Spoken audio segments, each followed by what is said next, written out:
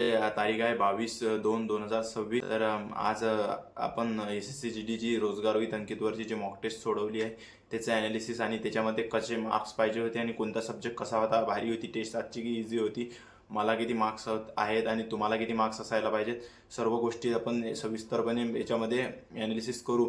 तर तुम्ही आपल्या चॅनलवरती जर नवीन असाल तर आपल्या चॅनलला सबस्क्राईब करून घ्या आणि या व्हिडिओला तुमच्या ग्रुपमध्ये म्हणजे मित्रांकडे शेअर करा, जेणेकरून त्यांना पण माहीत पडेल की कसा स्कोअर झाला पाहिजे होता आजचा आणि आजची टेस्ट कशी आहे. तर आणि म्हणजे आपल्याला स्कोअर आपला स्कोअर कसा असायला पाहिजे, म्हणजे असा पेपर आला तर कसा कट ऑफ जाईल, म्हणजे असा पेपर येऊ शकते का, अशा सर्व गोष्टी आपण यामध्ये जाणून घेऊया. तर चला मित्रांनो, कोणत्याही उशीर न करता आपण व्हिडिओला सुरुवात करून घेऊ. तर आजच्या मॉक टेस्टमध्ये म्हणायचं झालं तर आजची मॉक टेस्ट थोडी मला हार्ड वाटली. तुम्हाला कशी वाटली तुम्ही ते कमेंटमध्ये सांगूनच जासाल शेवटी. ते पण आहे, आजची टेस्ट मला थोडी जास्तच हार्ड वाटली कारण की माझा स्कोअर खूप कमी आलेला आहे याच्यामध्ये. म्हणजे इतका स्कोअर मागच्या म्हणजे 10 टेस्ट झाले नाही आला मित्रांनो, आणि आज खूप कमी स्कोअर आलेला आहे. तर असो, म्हणजे एक टेस्ट आपलं समजा जर एकाच टेस्टमध्ये आपल्याला 140 पडत असतील आणि एका टेस्टमध्ये 110 पडत असतील तर डिपेंड नाही करत मित्रांनो, कारण की पेपरवर पण डिपेंड करते. तर कमी स्कोअर आल्यावर घाबरून जाऊ नका आणि जास्त स्कोअर जर आला 140पर्यंत स्कोअर जर येत असेल तर जास्त खुश पण होऊ नका, कारण की इथं तुमचं नशीब कसं चालते आणि तिथं तुमचं नशीब कसं चालते म्हणजे त्याच्यावर आहे. कारण की मी बघितलं आहे मित्रांनो, तर खूप सारे मित्र आहेत की जे मॉक टेस्टमध्ये रोजगार विथ अंकितवरच्या मागच्या वेळेस 85-90 मार्क घेत होते आणि त्यांचं सिलेक्शन झालं, ते पण CISF मध्ये. म्हणजे त्यांनी 120+ मार्क्स घेतले फायनलमध्ये. खूप गोष्टी डिपेंड करतात मित्रांनो, नॉर्मलायझेशन कसं मिळते, आपल्या शिफ्टला क्वेश्चन कसे येतात, भारी आहे की इझी आहे, आपल्याला क्वेश्चन इझी जात आहेत की हार्ड जात आहेत. तर चला मित्रांनो, मी तुम्हाला सांगतो माझा स्कोअर आज कसा आला.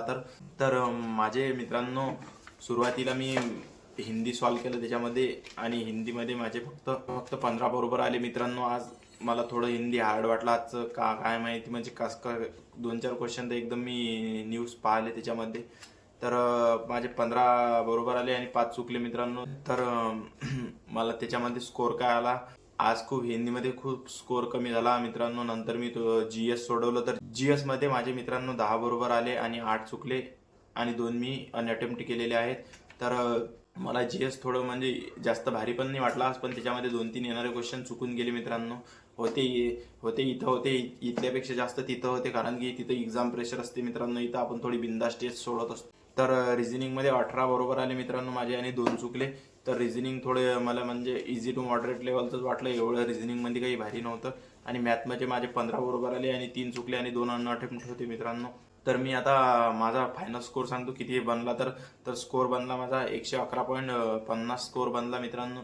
तर मी तुम्हाला सांगतो की तुम्ही किती टार्गेट ठेवायला पाहिजे होता आज, आणि टेस्ट सोडवली नसेल आणि पहिले व्हिडिओ बघत असताल तर कितीपर्यंत तुमच्या बरोबर यायला पाहिजे.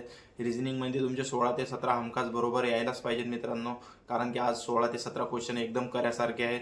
मॅथमध्ये तुमचे 14 ते 15 जर क्वेश्चन बरोबर येत असतील तर तुम्ही एकदम म्हणजे चांगली लेवल चालू आहे तुमची. असा जर पेपर आला तर तुमचं सिलेक्शन चांगल्या पोस्टसाठी होऊन जाईल, 14-15 जर क्वेश्चन करसान याच्यामध्ये तर. आणि हिंदीमध्ये मित्रांनो पण तुमच्या 14-15 व्हायलाच पाहिजेत, 16 पण झाले तर म्हणजे होऊ शकतात. आणि GS मध्ये तुमचे 10 ते 12 क्वेश्चन आज बरोबर यायला पाहिजेत. तसेच ऑल ओव्हर स्कोअर सांगतो मित्रांनो मी तुम्हाला आजचा किती असायला पाहिजे होता, म्हणजे जेणेकरून तुमचं सिलेक्शन होऊ शकते मायनस काटून. 105 ते 108च्या दरम्यान ज्यांचा आज स्कोअर बनत आहे त्यांना, म्हणजे असा जर पेपर आला तर यंदा जशी मेरिट गेली तशीच मेरिट जाईल. मी तर सांगतो तुम्हाला, असा जर पेपर आला तर याच्यापेक्षा कमी मेरिट जाऊ शकते, कारण की आजचा पेपर थोडा हार्ड आहे. तुम्हाला समजेलच मागच्या वेळेसपेक्षा किती मार्क्स कोणाचे जास्त डाऊन होतील, कोणाचे थोडेफार डाऊन होतील. ते डिपेंड करते आपल्या लकवर मित्रांनो, कारण काही क्वेश्चन आपण केलेले असतात अगोदरच आणि तसे आपल्याला पेपरात दिसतात, तर त्याच्यामुळे तेवढा आपला फायदा होऊन जाते. तर खूप मुलं मित्रांनो डिमोटिवेट करतात की म्हणजे मागच्या वेळेस मला 137.75 स्कोअर होता, तर म्हणत होते की यावेळेस तू जास्त स्कोअर आहे म्हणून व्हिडिओ बनवला, म्हणजे 2-3 हप्ते झाले व्हिडिओ बनवला नव्हता मी. तर त्याचं कारण असं आहे मित्रांनो व्हिडिओ न बनवण्याचं, की मी इथं बाहेर ठिकाणी असतो आणि लायब्ररीमध्ये गेल्यानंतर व्हिडिओ बनवणं शक्य नाही, आणि लॅबमध्ये टेस्ट सोडवल्यानंतर व्हिडिओ बनवल्या जात नाही मित्रांनो. तर त्याच्यासाठी मी काय करतो, आता पहिले रूमवरतीच टेस्ट सोडून घेतो आणि ते इथं ॲनालिसिसचा व्हिडिओ तयार करून मग लॅबवरती जातो.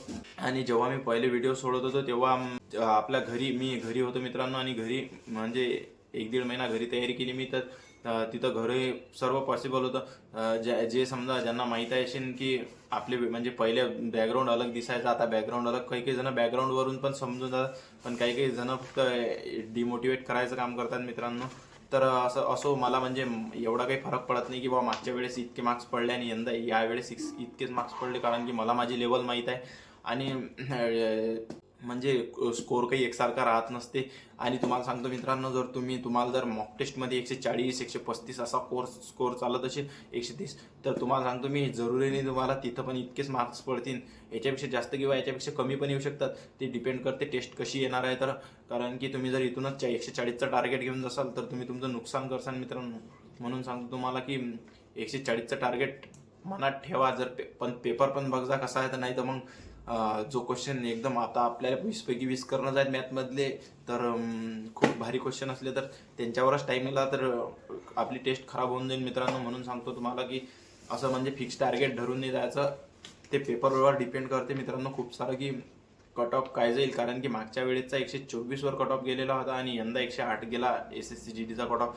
म्हणजे बघा तुम्ही पेपरवर किती डिपेंड करते. वॅकन्सी लगभग जेवढ्या होत्या तेवढ्याच होत्या. तर मित्रांनो आज हिंदी थोडं मॉडरेट टू हार्ड लेवलचं वाटलं मला. तर तुम्हाला कसं वाटलं ते पण सांगा. आणि तुमचा कमेंटमध्ये स्कोर जिल्हा आणि कॅटेगरी वाईज टाका मित्रांनो, जेणेकरून आपल्याला समजेल. आणि तुम्हाला जर आपल्या त्या ग्रुपवरती जोडणं असेल मित्रांनो, तर तुम्ही ग्रुपवर जोडू शकता. की म्हणजे आपला 350+ मुलांचा SSC GD वाल्या फक्त महाराष्ट्रातल्या मुलांचा ग्रुप आहे तो. तर तुम्ही तिथं जोडून जा मित्रांनो. सर्व मुलं आहेत तिथं. आपण डेली मॉक टेस्टचे ॲनालिसिसचे आणि असेच काही माहितीचे म्हणजे हे टाकत असतो आपण तिथं. आणि आपलं एक व्हॉट्सॲप चॅनल आहे, त्याच्यावरती आपण गव्हर्नमेंट जॉब रिलेटेड अपडेट सर्वात पहिले टाकत असतो मित्रांनो. खास करून सेंट्रल गव्हर्नमेंटच्या भरत्या निघतात त्या 10th आणि 12th बेसवरच्या. तर तिथं पण तुम्ही जोडून जासाल. आणि मुलींचा पण स्पेशल ग्रुप आहे. त्या मुलींच्या ग्रुपवर मुलींना जोडायचं असेल तर मी कमेंटमध्ये एक नंबर पिन करून देईल, त्या नंबरवर मेसेज करजा, तुम्हाला त्या ग्रुपमध्ये ॲड करून देण्यात येईल. तर रिझनिंग मला थोडी इझी टू मॉडरेट लेवलची वाटली. रिझनिंगमध्ये काही एवढा हार्ड नव्हतं मित्रांनो आज. आणि मॅथ थोडा मॉडरेट टू हार्ड लेवलचं वाटलं मला, कारण की माझे 15 क्वेश्चन बनले. म्हणजे कधी कधी माझे 20 पण होतात मित्रांनो, आणि कधी कधी 15-17 ते होतात. म्हणजे ते डिफरंट टेस्टमध्ये डिफरंट मार्क्स असतात. आणि ते खूप डिपेंड करते म्हणजे टेस्टवर की आज कसं मॅथ विचारेलं आहे आणि कसं मॅथ विचारत आहे. सोपी मॅथ असलं तर 20पैकी 20 येतात, आणि थोडं हार्ड असलं तर कमीच येतात स्कोर. GSमध्ये मला थोडं मॉडरेट वाटलं मित्रांनो. GSमध्ये 10 ते 12 क्वेश्चन करायसारखे आहेत आज. आणि कमेंटमध्ये मित्रांनो तुमचा नक्की स्कोर टाका. आणि तुम्ही कोणत्या जिल्ह्यातून आपला व्हिडिओ बघता ते पण टाका मित्रांनो. आणि आपल्या या चॅनलला सबस्क्राईब करायला विसरू नका, कारण की सर्व ऑथेंटिक माहितीचं एकच चॅनल आहे. सर्वांना माहीत आहे की वैभव पाटील महाराष्ट्र. तर चला मित्रांनो, भेटू नंतरच्या व्हिडिओमध्ये. जय शिवराय मित्रांनो.